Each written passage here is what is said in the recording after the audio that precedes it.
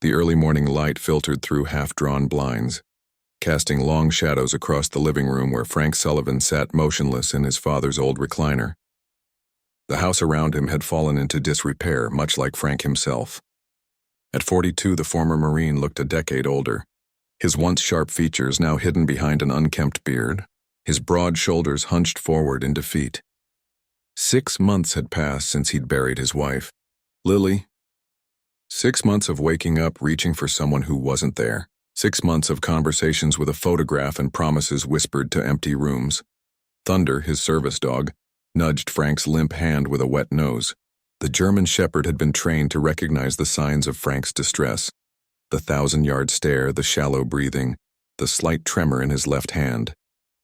Thunder whined softly, pushing his head under Frank's palm. "I know, boy," Frank murmured, his voice rusty from disuse. "I know."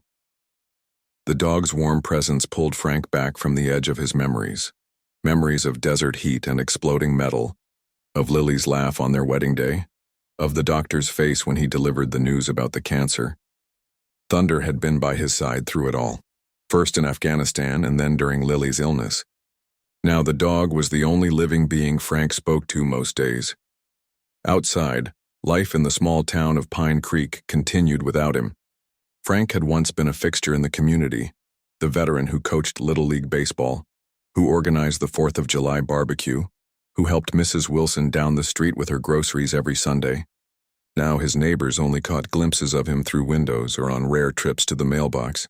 Some still left casseroles on his porch or called to check in. But Frank had stopped answering the door or the phone weeks ago. On the coffee table, bills piled higher each day, electric notices marked final warning, a bank statement showing an account nearly empty, and a mortgage letter he couldn't bring himself to open. Frank's military pension covered only so much, and Lily's medical bills had drained their savings. The life insurance money had run out faster than expected. "We should eat something," Frank told Thunder, though he felt no hunger himself. It had been this way since Lily died. Basic necessities becoming afterthoughts, days blending together in a fog of grief.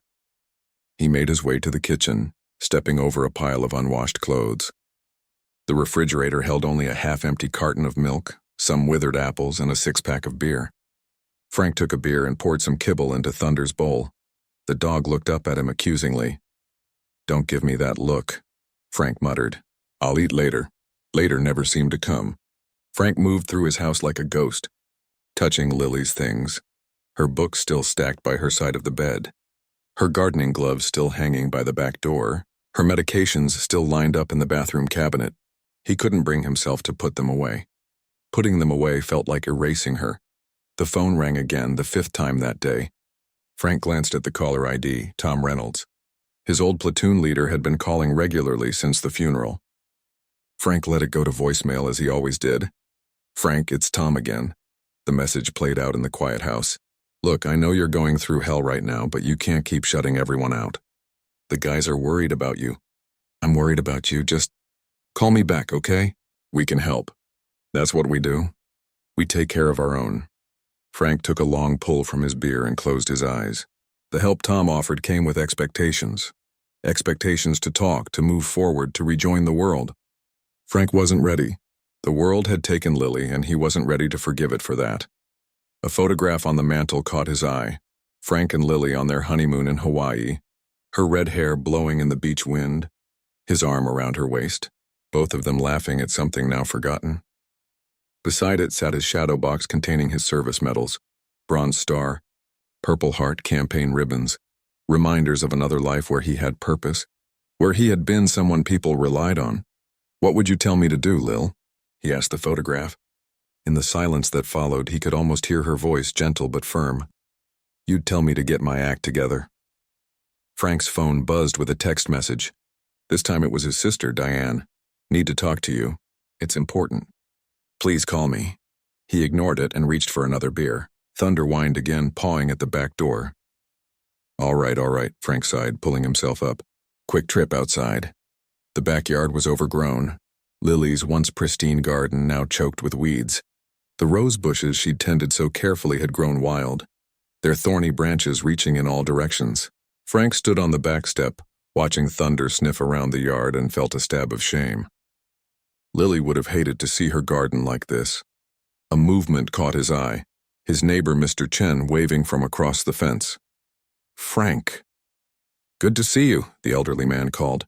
"How are you holding up?" Frank raised a hand in a half-hearted greeting but didn't answer. Mr. Chen's friendly expression faltered. "We've been concerned. If you need anything, a meal, some company—" "I'm fine," Frank cut him off, his voice sharper than he'd intended. "Thanks."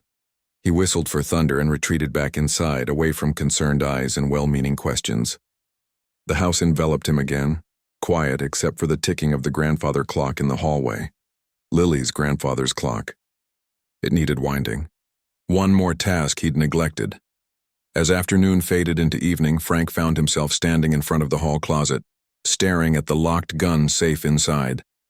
His service pistol was in there, cleaned and properly stored as military training had ingrained in him. He hadn't opened the safe since before Lily's diagnosis.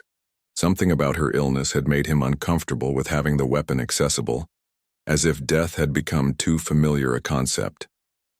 Thunder pressed against his leg, sensing his distress. Frank closed the closet door. "Not today," he told the dog, unsure if he was making a promise or just postponing a decision. Instead, he wandered into Lily's study, a room he rarely entered anymore. Her presence was strongest here.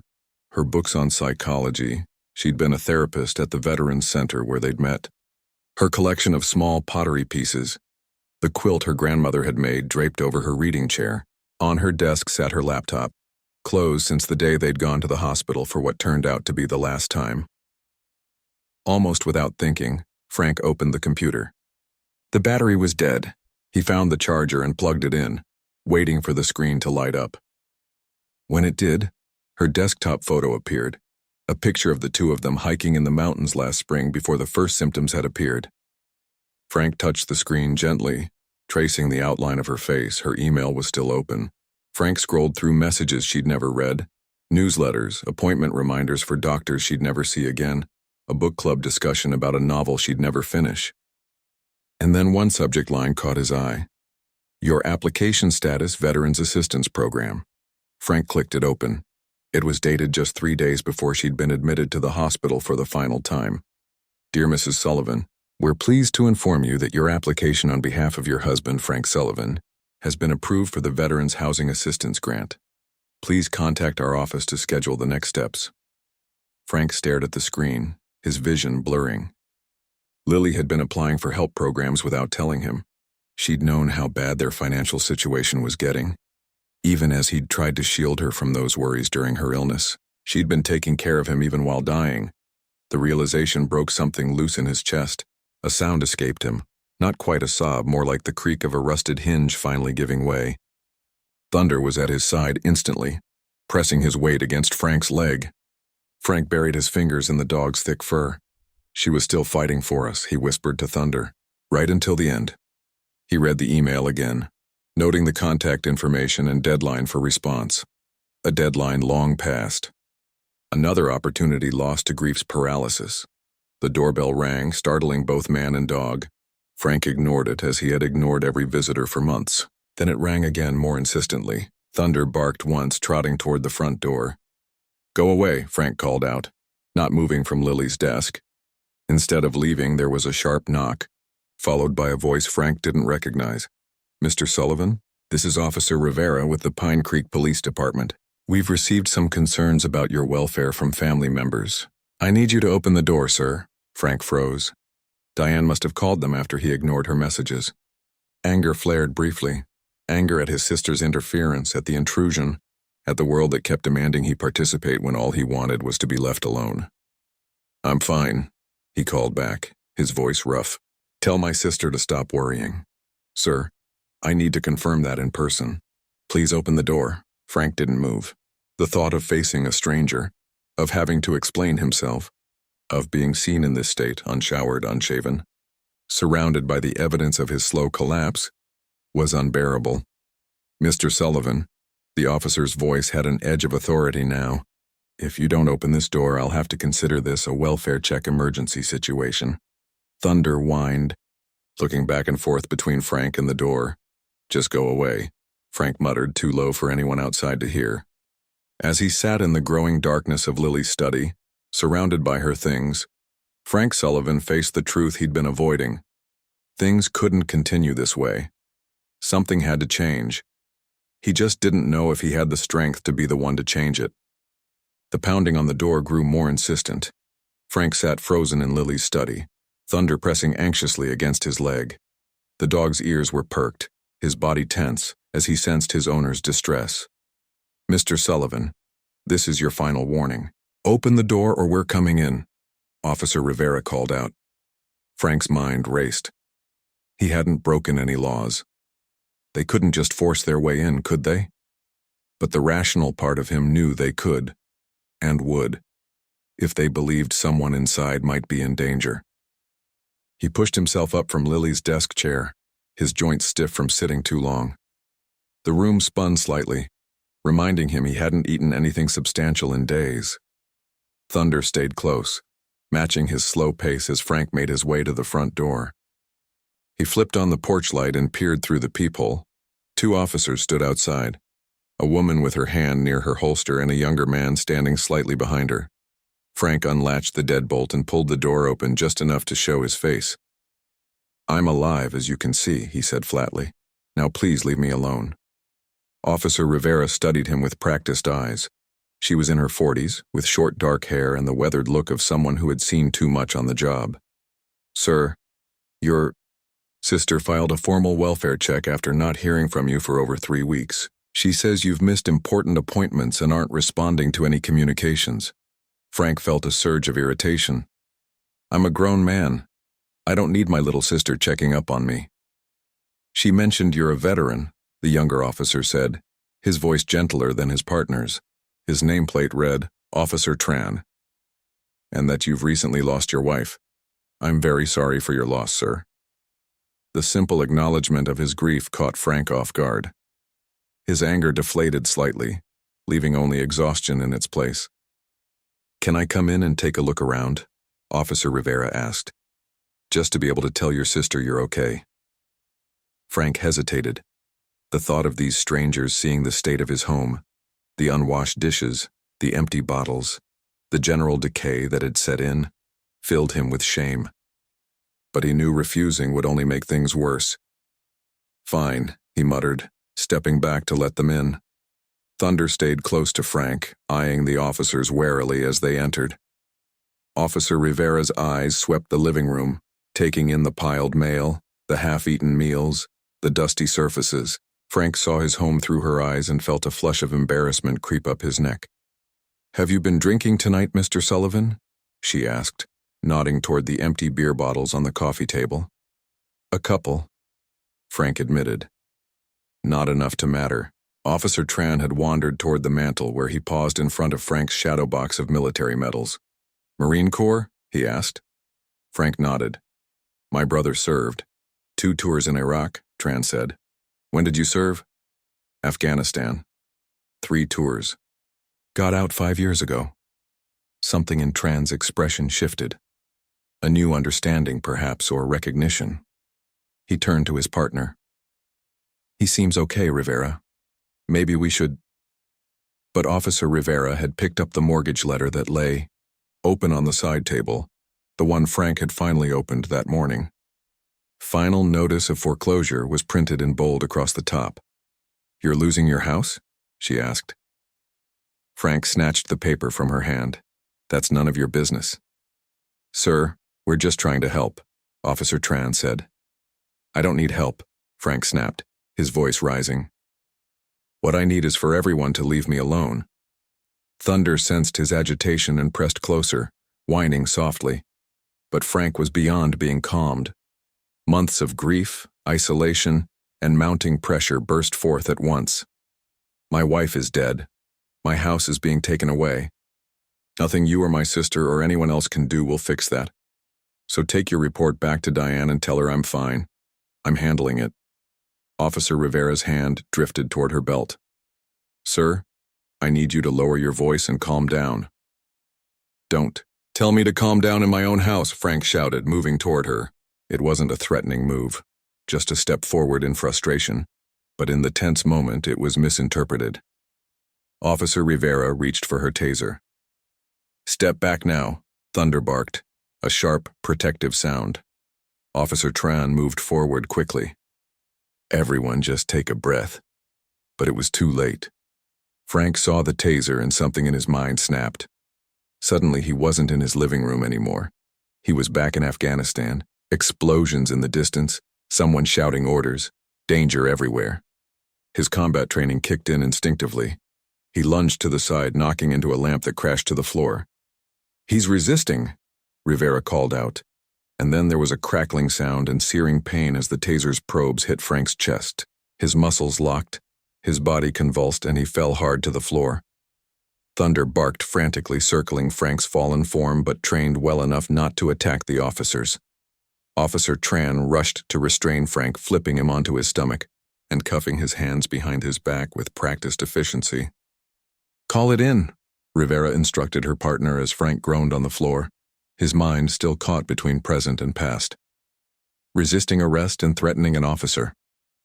"I don't think he was threatening," Tran began, but Rivera cut him off. "Just call it in." As the fog in Frank's mind slowly cleared, the reality of his situation sank in. He was face down on his own living room floor, handcuffed, with Thunder whimpering nearby. The dog nosed at his face, trying to comfort him. "It's okay, boy," Frank managed to say, his voice hoarse. "It's okay." But it wasn't okay. Nothing had been okay since Lily died, and now things were even worse. Officer Tran knelt beside him. "Mr. Sullivan, are you with us? Do you know where you are?" Frank nodded, the movement small against the carpet. "My living room, I know." "You had some kind of episode," Tran said quietly. "Has that happened before?" Frank closed his eyes. The truth was, yes, the flashbacks had been getting worse since Lily's death. She'd been the one who helped him through. Them, who knew how to bring him back when his mind transported him to the worst moments of the war. Without her, he'd been fighting the battles alone. "Sometimes," he admitted. "Are you getting help from the VA for that?" Frank didn't answer. He'd stopped going to his VA appointments months ago. Officer Rivera returned, standing over them. "Backup's on the way. They'll transport him to the station." "Is that really necessary?" Tran asked. "He's a combat vet with PTSD who just lost his wife.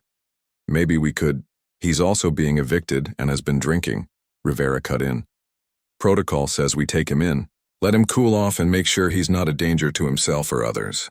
Frank wanted to protest, to argue, to explain that he wasn't dangerous, he was just broken. But the fight had drained out of him. He lay still as they waited for backup, Thunder never leaving his side. When two more officers arrived, they helped Frank to his feet. The room spun and he stumbled slightly. "What about my dog?" he asked, suddenly panicked at the thought of leaving Thunder alone. Officer Tran stepped forward. "I'll make sure he's taken care of. Is there someone who can come get him?" Frank thought of his neighbor, Mr. Chen, who had offered help just hours ago. "Mr. Chen next door. He knows Thunder." As they led Frank toward the door, Officer Tran paused by the mantel. His eyes lingered on the Marine Corps flag folded neatly beside the shadow box, then on the photo of Frank in his dress blues with Lily at the Marine Corps ball. "Wait," Tran said suddenly. He pulled out his phone and took a picture of the photo. "What are you doing?" Rivera asked. "Just documenting," Tran said vaguely. "For the report." They led Frank outside to the waiting patrol car. A small crowd of neighbors had gathered, watching silently as the veteran was placed in the back seat. Frank kept his eyes down, unable to face their stares or whispers. As the car pulled away, Frank caught a glimpse of Officer Tran standing on his porch, phone to his ear, talking intently to someone. Thunder sat beside him, watching the car take his master away. At the police station, the process was coldly efficient. Fingerprints, mugshot, personal items cataloged and stored. They put him in a holding cell alone. A small mercy, Frank thought. The concrete bench was hard, the fluorescent lights harsh overhead. His chest still ached where the taser probes had hit him. Hours passed. Frank sat motionless, staring at the gray wall opposite his cell.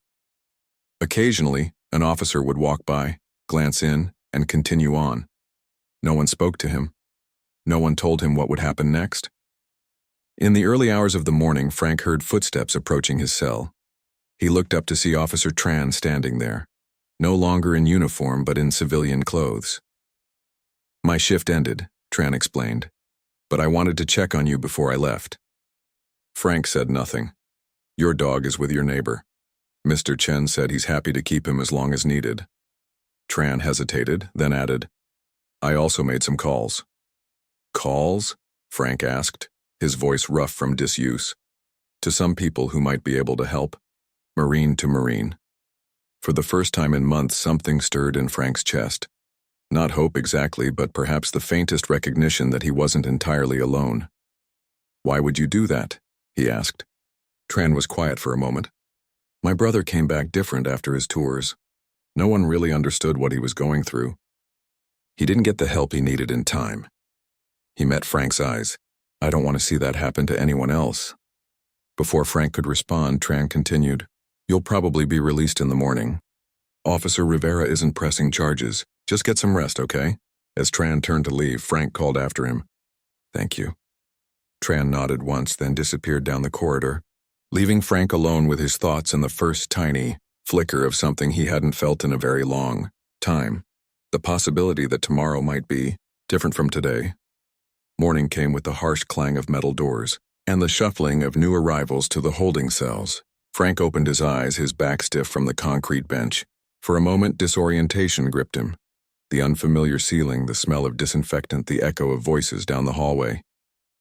Then reality crashed back. The police, the taser, the handcuffs. A heavy-set officer appeared at his cell door. "Sullivan? You're being processed out." Frank stood slowly, his muscles protesting. Charges. Dropped. Just a night in the tank to cool off.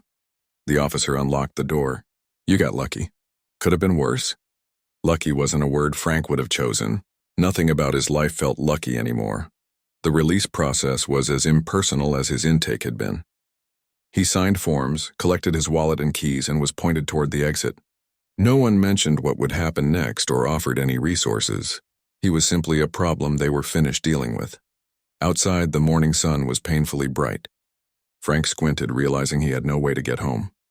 His truck was still in his driveway, nearly 2 miles away. He patted his pockets for his phone before remembering it was probably still on Lily's desk where he'd left it. As he stood uncertain on the police station steps, a horn honked from the parking lot. A faded blue pickup truck pulled up and a familiar face leaned out the window. "Need a ride, Marine?" Frank stared in surprise. "Tom?" Tom Reynolds, his former platoon leader, grinned back at him. "The one and only." "Hop in." Frank approached the truck cautiously. "How did you know I was here?" "Got a call late last night from a guy named Tran. Said he was a cop. And that one of my Marines needed backup." Tom shrugged as if it were the most natural thing in the world to drive 3 hours before dawn to pick up a man he hadn't seen in months. "So here I am." Frank climbed into the passenger seat, the familiarity of Tom's presence both comforting and unsettling. They had been through hell together in Afghanistan, but Frank had deliberately cut contact after Lily's death. "I've been calling you," Tom said as he pulled out of the parking lot. "I know. You haven't been answering." "I know that too." Tom glanced at him, then back at the road. "You look like shit, Sullivan." Despite everything, Frank felt a small smile tug at the corner of his mouth. Marines weren't known for sugarcoating things. Feel like it too. "When's the last time you ate?" "Actually ate, not just grabbed whatever was closest." Frank couldn't remember. Tom seemed to read the answer in his silence. "That's what I thought." He pulled into a diner parking lot. "First stop, breakfast. Then we figure out the rest." Frank wanted to protest, to say he just wanted to go home, but his empty stomach betrayed him with a loud growl. Tom laughed. "Your body's outvoting you, buddy." Inside the diner, Tom ordered for both of them, eggs, bacon, pancakes, coffee. Frank hadn't realized how hungry he was until the food arrived. He ate mechanically at first, then with increasing appetite. "So," Tom said when Frank's plate was half empty. "Want to tell me what happened?" Frank set down his fork. "Not really." "Tough. Tell me anyway." The direct order in Tom's voice triggered something in Frank. The Marine who followed commands, who reported accurately regardless of personal feelings. Before he knew it, he was talking. About Lily's death. About the mounting bills. About the foreclosure notice. About the police at his door and the flashback that put him on the floor. Tom listened without interrupting, his face growing more serious with each detail.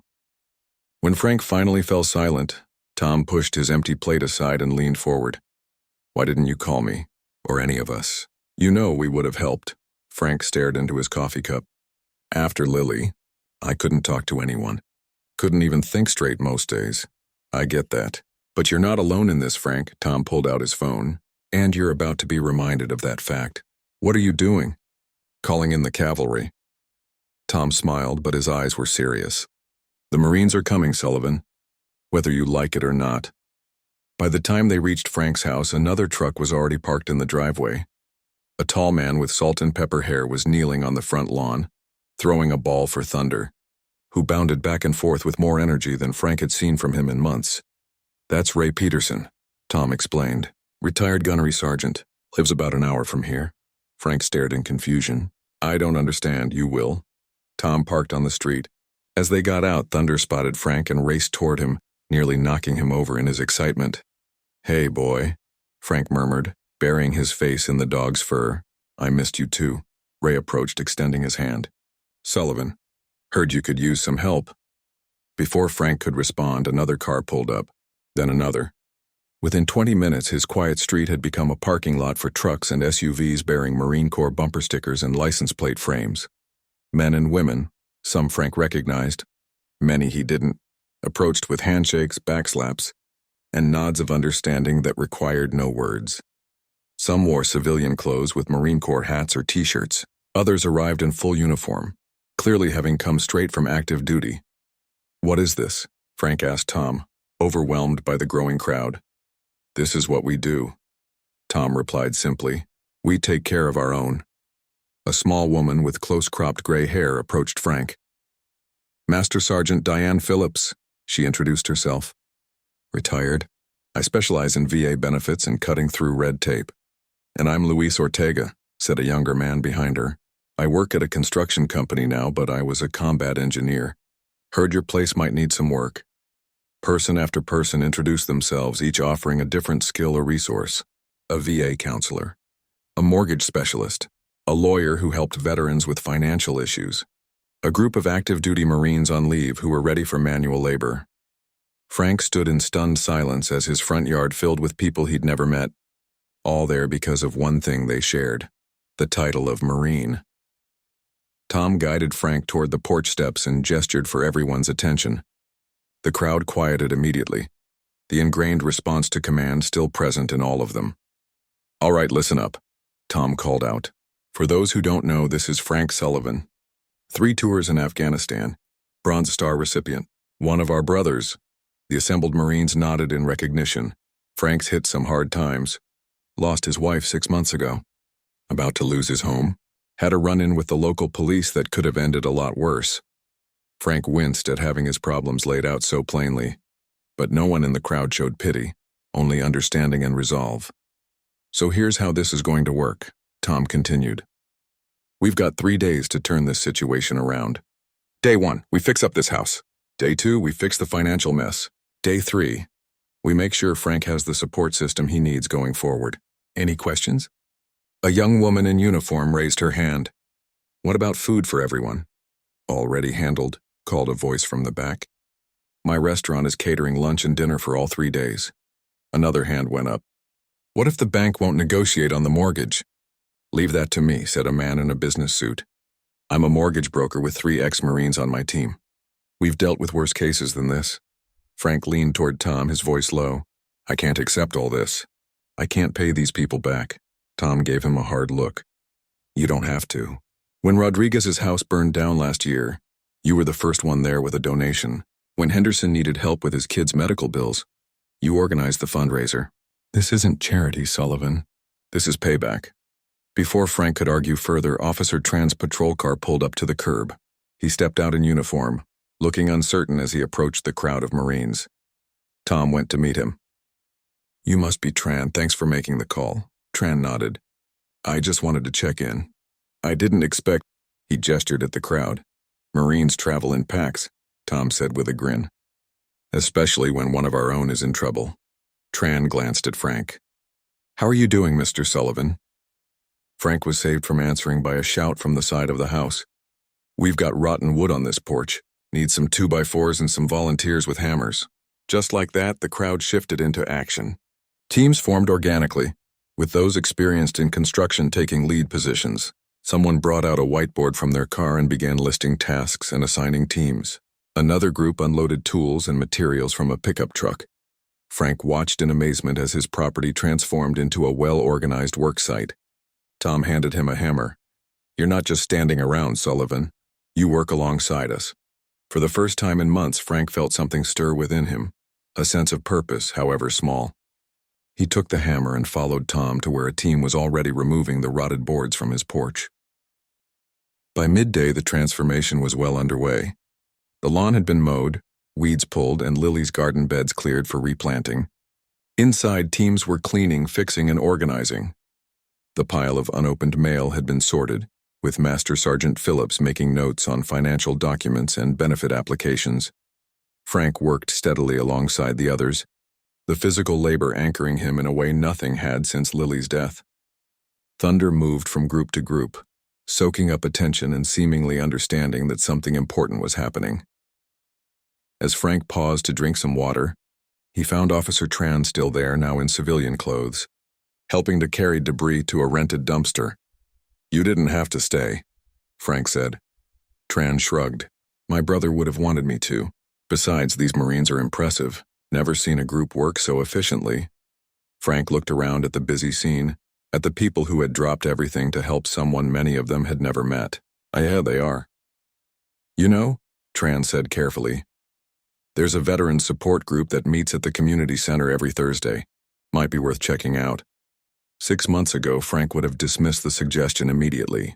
But now, surrounded by evidence of what could happen when veterans supported each other, he found himself nodding. Maybe, Tran smiled, then headed back to work. Frank watched him go, then turned to find Tom beside him. You doing okay? Tom asked. Frank looked around at his home, still damaged but no longer neglected. At the people who had shown up not out of pity, but out of brotherhood. At Thunder, who seemed to have a new spring in his step. Not okay, Frank answered honestly. But maybe getting there. Tom clapped him on the shoulder. That's all we can ask for. One day at a time, Marine. One day at a time. Dawn broke on the second day with the smell of coffee and the sound of voices. Frank woke on his couch. The Marines had insisted on cleaning his bedroom first, but he couldn't bring himself to sleep in the bed he'd shared with Lily. Not yet. Thunder lay beside the couch, his tail thumping against the floor when he saw Frank was awake. Morning, boy, Frank murmured, reaching down to scratch behind the dog's ears. He made his way to the kitchen, surprised to find it already occupied. Ray Peterson stood at the stove flipping pancakes while Master Sergeant Phillips sat at the table surrounded by paperwork. There he is, Ray said cheerfully. Hope you like blueberry pancakes. It's the only breakfast I know how to make that isn't MREs. Frank accepted a steaming mug of coffee from Ray. You guys didn't have to stay overnight. Some of us did, Phillips replied without looking up from her papers. Rotating shifts. Military efficiency. She finally glanced up, fixing Frank with a stern look that reminded him of his first drill instructor. Sit, we have work to do, Frank sat. Phillips pushed several forms toward him. These needed your signature yesterday. VA benefits you never applied for. Disability claim that's been sitting incomplete for 2 years. And this, she tapped a folder, is the application for the Veterans Housing Assistance Grant your wife started before she passed. Frank stared at the folder. How did you know about that? We found the email on her computer. Hope you don't mind. But our tech guy was checking for any financial records that might help. He showed me the email. Frank felt a twinge of discomfort at the thought of strangers going through Lily's computer, but it was quickly replaced by gratitude. These people were trying to save his home. The deadline's passed, he pointed out. Philip smiled for the first time, a small, satisfied expression. I made some calls. Got it extended, but we need to submit it today. As Frank started on the paperwork, more Marines arrived. Today they wore civilian clothes and carried briefcases and laptops instead of hammers and paintbrushes. Tom introduced them as they came in. This is Hector Reyes, tax attorney, and Amy Wilson, financial advisor. They're going to help sort out your money situation. Frank looked up from his forms. I can't afford lawyers and financial advisors. Amy sat down across from him. Pro bono for a fellow Marine. Now let's see what we're working with. The kitchen became a makeshift command center. Financial documents spread across the table. Laptops open to spreadsheets. Phones constantly ringing as the team made calls to creditors, the mortgage company, and the VA. Frank watched in amazement as these professionals, who normally charged hundreds of dollars an hour, worked tirelessly on his behalf. They spoke a language of interest rates, debt consolidation, and payment plans that was largely foreign to him. But their purpose was clear: keep Frank in his home and get him back on solid financial ground. Around noon, a woman Frank hadn't met before arrived. She was in her 50s with kind eyes and a no-nonsense manner. Frank, this is Dr. Karen Lee, Tom introduced her, VA psychologist. Specializes in PTSD and grief counseling. Frank tensed immediately. I don't need a shrink. With all due respect, yes you do, Dr. Lee said calmly. And I'm not here to psychoanalyze you.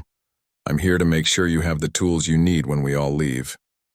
When you leave, Frank repeated, suddenly realizing that this massive support system would eventually disappear, returning to their own lives. Dr. Lee seemed to read his thoughts. That's exactly what we need to talk about. Come on, let's find somewhere quiet. They ended up in the backyard, sitting on the newly repaired porch steps. Thunder followed and settled at Frank's feet. You've been through a triple trauma, Dr. Lee began. Combat experiences that left physical and mental scars. Losing your wife. And now nearly losing your home. Any one of those would be enough to break most people. Frank stared out at Lily's garden, now cleared of weeds and ready for new plants. I wasn't strong enough. Nonsense, Dr. Lee said sharply. You survived. But survival isn't enough, and you know it. Lily wouldn't want this for you. The mention of Lily's name from a stranger made Frank flinch. I apologize, Dr. Lee said more gently, but from what everyone's told me about her, she was a fighter. She was applying for help programs even in her final days. She was planning for your future. A future without her, Frank said, his voice barely audible. Yes, a hard future, but still a future. Dr. Lee paused. Frank, do you know why Marines make such good therapy patients? The question was so unexpected that Frank looked at her in surprise. We don't. We're terrible at talking about feelings, Dr. Lee smiled.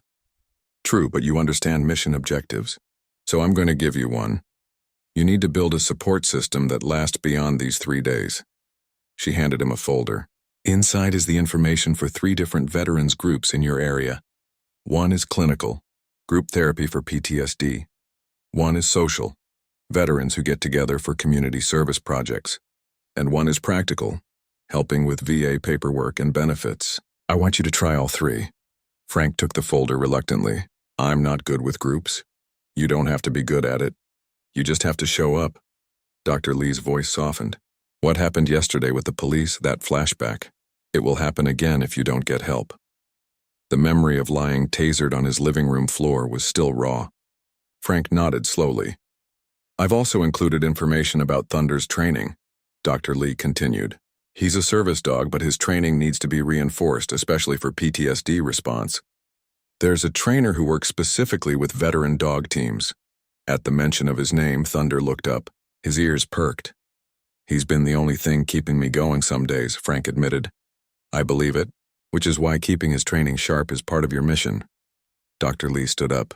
We'll talk more tomorrow, but for now, I believe they need you inside. Something about the mortgage. Frank followed her back to the kitchen where an excited buzz had taken over. Hector waved him over to where he was on the phone. He's right here, Hector said, then covered the mouthpiece. It's the mortgage company. We've negotiated a deal, but they need to hear from you directly. The next hour was a blur of technical terms and agreements, but the bottom line became clear. They had saved his house.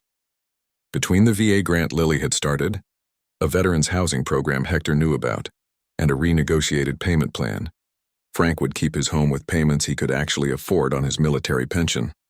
As the news sank in, Frank felt something crack inside him, not in the painful way of the last 6 months, but like ice breaking up after a long winter. To his horror, tears welled in his eyes. Tom noticed immediately and steered him toward the back door. Take 5, Sullivan. Outside, Frank struggled to regain his composure. "Sorry, don't know what's wrong with me." "Nothing's wrong with you," Tom said firmly. "You're feeling relief for the first time in months." "It's normal." Frank wiped his eyes with the back of his hand. "Nothing's been normal since Lily died. And nothing will be the same kind of normal again," Tom agreed. "But you can build a new normal, one that would make her proud." They stood in silence for a moment, looking out at the yard where a team of Marines was now planting flowers in Lily's garden beds. Frank recognized the varieties, all Lily's favorites. Someone had gone to the trouble of finding out what she had planted before. "I don't know how to thank everyone," Frank said finally. "You don't have to. Just do the same for another Marine when they need it." Tom glanced at him. "And take care of yourself. That's the hardest order to follow sometimes." As evening approached, the day's work wound down. The financial team had created a sustainable budget for Frank and set up automatic payments for his bills. Master Sergeant Phillips had organized his military and medical records and submitted all the necessary paperwork for his benefits. And perhaps most importantly, Frank had an appointment scheduled with a VA counselor for the following week. The Marines gathered in the living room, now clean and organized, though still bearing the personal touches that reminded Frank of Lily. Someone had even hung a new picture, framed beside their wedding photo, an empty frame, with a note that read, "For future memories." Tom stood in the center of the room. "All right, report." One by one, the teams reported their progress. Mortgage secured, bills organized, benefits applied for, house repairs completed. Even Frank's truck, which had been making a worrying noise for months, had been fixed by a Marine who worked as a mechanic. "What's left for tomorrow?" someone asked. "Tomorrow we make sure Sullivan here is connected to the ongoing support he needs," Tom answered. "And we help him start thinking about what's next." The phrase caught Frank's attention. What's next? For so long there had been no next in his mind, only the grinding present and the painful past. As the Marines began to leave for the night, some to hotels, others to their homes within driving distance, Frank stood at the door thanking each one. Not with grand speeches, but with handshakes, nods, and the simple words that meant everything between Marines. Semper Fi. Officer Tran appeared as the last few were leaving. He'd been noticeably absent during the day on duty at the police department. "Thought I'd stop by and see the progress," he said, surveying the transformed house. "It's incredible," Frank said, still processing the changes himself. Tran handed him a business card. "Chief of Police wants to meet with you tomorrow." "Don't worry, you're not in trouble. I think he has a proposal for you." "What kind of proposal?" "Something about veterans and police training. He thinks you might be able to help." Tran smiled. "Seems like you've got people believing in you from all directions now." As Tran left, Frank stood in the doorway of his home, truly his home again, with Thunder by his side. The house was quiet but no longer empty. It was filled with something he hadn't felt in a long time, possibility. 6 months had passed since the weekend that changed everything. Frank stood at his kitchen window, coffee mug in hand, watching the early morning light filter through the new bird feeder in Lily's garden. Thunder dozed at his feet, gray now showing around his muzzle but still alert whenever Frank needed him. The house looked different now. Fresh paint, repaired floors, new curtains that Frank had picked out himself. But the biggest changes weren't visible to the eye. They were in the calendar hanging on the refrigerator, filled with appointments and meetings. They were in the pill organizer on the counter, medication that actually helped with his PTSD symptoms. They were in the photographs on the mantle, not just of the past with Lily, but new ones, showing Frank with his fellow veterans at community events. The doorbell rang, and Thunder raised his head, ears perked. "It's okay, boy. Just the usual Monday crew," Frank said, setting down his coffee and moving to answer the door. A group of 5 veterans stood on his porch, the regular participants in what they jokingly called Mission New Normal. Every Monday morning, they gathered at Frank's house before heading to the Veterans Center where they all volunteered. "Morning, Sullivan," called out Ben Walsh, a former Army Ranger who'd lost his left leg in Iraq. "Ready to face the new recruits?" Frank grabbed his jacket. "As ready as I'll ever be."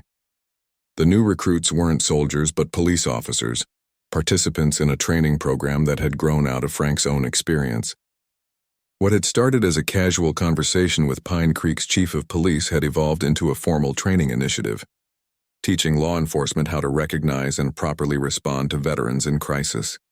The idea had come from Officer Tran, who'd seen firsthand how quickly a veteran's PTSD could be misinterpreted as aggression. The chief, concerned about similar incidents happening to other veterans, had asked Frank to help develop a solution. Frank had been hesitant at first. Public speaking had never been his strong suit, and talking about his own breakdown wasn't easy.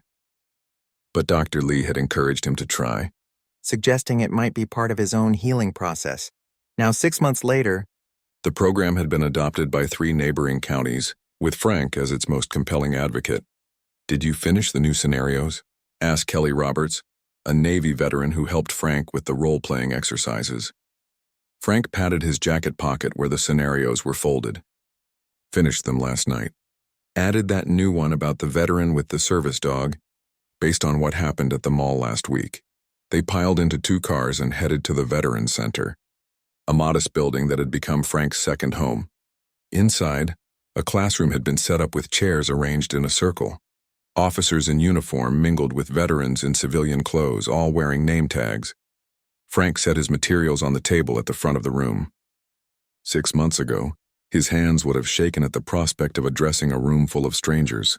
Now the nervousness was still there but manageable, just like his grief for Lily. Still present, but no longer all-consuming. "Good morning, everyone," Frank began once they'd all taken their seats. "For those who don't know me, I'm Frank Sullivan.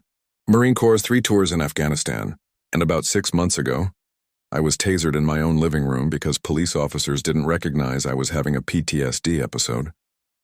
The room quieted. Frank had learned that starting with his own story immediately captured attention, especially from the police officers, who could easily imagine themselves in that situation. "I'm not here to blame those officers," Frank continued. "They were doing their job as they understood it. But there was a knowledge gap, one that could have cost me my life and could have left them with the burden of having harmed someone they were trying to help." Officer Rivera sat in the back row. She came to every session, though she never spoke much. Frank had forgiven her months ago, but he suspected she was still working on forgiving herself. "Today we're going to focus on recognition, how to tell the difference between someone who's a threat and someone who's experiencing a flashback or panic attack. The signs can be subtle, but they're there if you know what to look for." As Frank led the session, he watched the faces of the new officers, some skeptical at first, then increasingly engaged as veterans shared their experiences and officers described challenging situations they'd faced. The 2 groups that had once seemed at odds were finding common ground in their shared goal of public safety. At the break, Officer Tran approached Frank with a man in a suit. "Frank, this is David Cooper from the governor's office. He's here to observe the program." Frank shook the man's hand, noting his firm grip and direct gaze. "Mr. Sullivan, I've heard impressive things about what you're doing here," Cooper said. "The governor is looking to implement similar training statewide. We'd like to discuss the possibility of you consulting on the project." Frank blinked in surprise. "Statewide? Your approach is unique. Using veterans themselves as the trainers gives the program credibility with both sides." "And your personal story?" Cooper paused. "Well, it makes an impact." Frank glanced at Tran, who was grinning broadly. "I told you this would go big," Tran said. After Cooper left with his card in Frank's pocket and a promise to call later that week, Frank stepped outside for a moment of quiet. The Veterans Center backed onto a small park and he found a bench under a maple tree. The scene before him was peaceful, far removed from the chaos his life had been half a year ago. If someone had told him then that his lowest moment would lead to something positive, he would never have believed it. His phone buzzed with a text from his sister, Diane. "Don't forget dinner tonight. The kids are excited to see Uncle Frank and Thunder." Frank smiled. His relationship with Diane had been rebuilt too. Once he'd stopped shutting her out, he'd discovered how much he needed family, both his blood relations and his Marine family.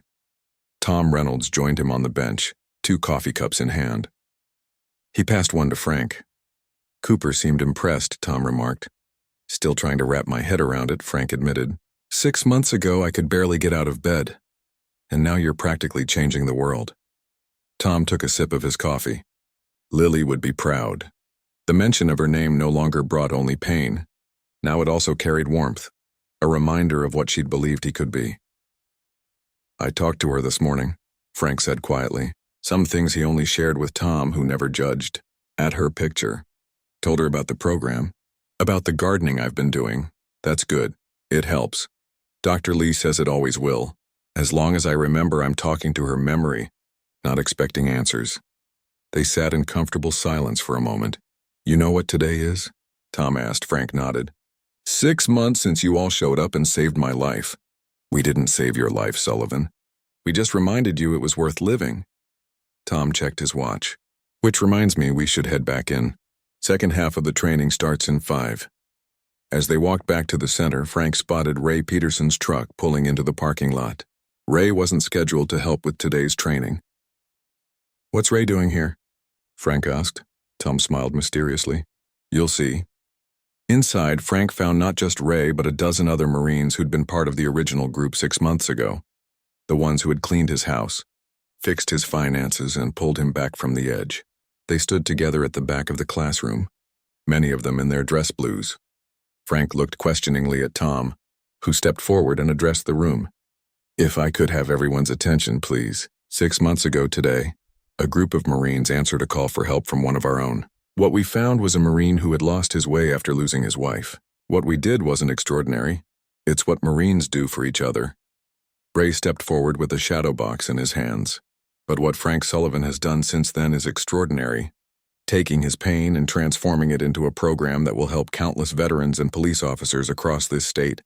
That goes above and beyond." Frank stood frozen as Ray presented him with the shadow box. Inside was a folded American flag, a Marine Corps emblem, and a plaque that read, "In recognition of continued service to country and Corps. Once a Marine, always a Marine." "This isn't an official military award," Tom explained. "It's from us to you, because you've reminded us all what it means to face the toughest battle, the one inside yourself, and come out stronger." Frank accepted the shadow box with hands that trembled slightly. The room broke into applause. Police officers and veterans united in their respect. When the noise died down, Frank cleared his throat. "I don't have a speech prepared," he began, his voice rough with emotion. "But I need to say this. 6 months ago I thought I had nothing left to give. I thought my purpose was gone when I lost Lily, when I left the Corps, when I nearly lost my home." He looked around at the faces watching him.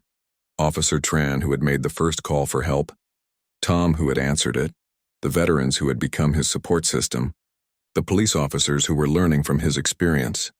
"What I've discovered is that purpose isn't something you lose. Sometimes it just changes shape. My wife knew that. In her final days, she was still fighting, not for herself but for me, for my future." Frank set the shadow box carefully on the table. "So if you take anything from today's training, let it be this. When you encounter a veteran in crisis, remember you're not just dealing with someone who's suffering.